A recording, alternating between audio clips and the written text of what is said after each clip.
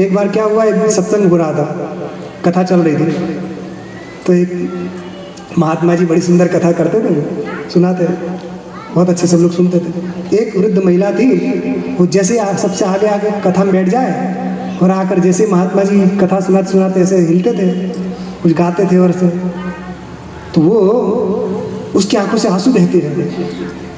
जैसे महात्मा जी को देखकर आंसू बह, वो महात्मा जी को अच्छा लगे कि कितनी श्रद्धापूर्वक कथा सुन रही है, हाँ, और अच्छे से सुनाते थे, और तान में आकर कथा सुनाने लगे। और वो रोए जाए। 7 दिन कथा पूरी हुई। अब जब कथा पूर्ण हो गई तो सब विदाई होने लगी, सब लोग आने लगे, वो नहीं दिखी वो माता जी। तो महात्मा जी पूछा कि वो माता जी कहाँ गई, वो दिख नहीं रही।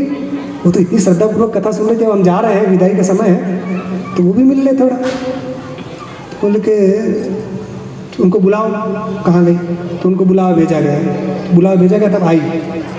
जब आ गई तो उनसे पूछा, माता जी आप कैसी हैं, क्या कहाँ ठीक है, तो मुझे आपसे कुछ पूछना था। क्या? कि आप इतनी श्रद्धापूर्वक कथा हम प्रतिदिन सुनती थी, तो आप आज आई नहीं, मैं जा रहा था कि नहीं महाराज जी घर में कुछ काम था इसलिए नहीं है। अच्छा ये बताओ कि तुम्हें हमारी कथा की कौन सी बात अच्छी लगी सबसे, क्योंकि जब तुम्हें बात अच्छी लगी तभी तुम्हारी आंखों से आंसू बह रहे थे, तो कौन सी बात अच्छी लगी कि तुम्हारे इतने आंसू आते थे? महाराज जी मत ही पूछो, रहने दो। नहीं बताओ, रहने दो महाराज, नहीं बताओ। महाराज जी ऐसा है कि हमारे घर में एक बकरा था। महात्मा जी बोले बकरा था, तो महाराज जी उसकी बड़ी लंबी दाढ़ी थी। अच्छा, तो महाराज जी उसकी दाढ़ी बिल्कुल आपकी दाढ़ी जैसी थी। अच्छा, फिर? कुछ नहीं महाराज जी, वो मर गया। हाँ, तो बोला तुम रोती थी क्यों, ये तो बताओ। ठीक है बकरा था, दाढ़ी है। महाराज जी मेरा बड़ा प्रिय बकरा था वो। तो महाराज जी मैं जब आपको देखती थी, आपकी दाढ़ी जब ऐसे हिलती थी अब, तो मुझे अपने बकरे की याद आती थी, इसीलिए मैं रोती थी, मेरा बकरा। महात्मा जी के धन्य हो।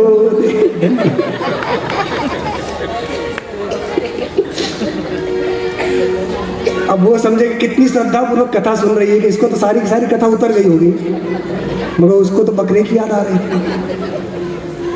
ऐसे भी कई लोग होते हैं, इसलिए बाह्य चीज लक्षण देखकर अनुमान नहीं लगाया जा सकता कि कौन अच्छे से सुन रहा है और कौन कपट रख कर सुन रहा है। एक बार क्या वृंदावन में कथा चल रही थी, एक महात्मा जी बड़े सुंदर कथा सुना रहे थे राधा जी की। राधा जी का जब भी प्रसंग आए तो एक व्यक्ति बड़ा रोने लगे, हाय राधे हाय राधे। महात्मा जी को लगा कितना राधा जी का बड़ा भक्त है। तो एक बार इनसे पूछा, बातचीत चली, तो कहा बहुत सारे श्रोता आते हैं मगर एक श्रोता बहुत राधा जी के भक्त हैं। कौन? वो नाम बताया, वो है। तो क्या महाराज वो राधा जी के भक्त नहीं? तो जैसे राधा जी का नाम आता तो हाय राधे करके रोते हैं। महाराज वो राधा जी के भक्त नहीं है। तो क्यों रोते हैं? मुझे पता है क्यों रोते हैं। उसकी पत्नी का नाम राधा था और उसका राम नाम सत्य हो गया, वो मर गई है। अच्छा, तो जब भी आप राधा नाम लेते तो उसको उसके पत्नी की याद आ जाती है, उसके लिए कहता है हाय राधे तुम कहाँ चले। तो ऐसे भी लोग होते हैं, इसलिए हमें अर्जुन बनकर कथा सुननी है, सत्संग सुनना है। अर्जुन मतलब ज्ञानार्जन करे वो अर्जुन, ज्ञान की इच्छा हो वो अर्जुन, और जो रुजुत्वात् जो सरल है वो अर्जुन। तो भगवान उसी को उपदेश देते हैं कि जो सरल होता है और ज्ञान प्राप्ति की इच्छा रखता है।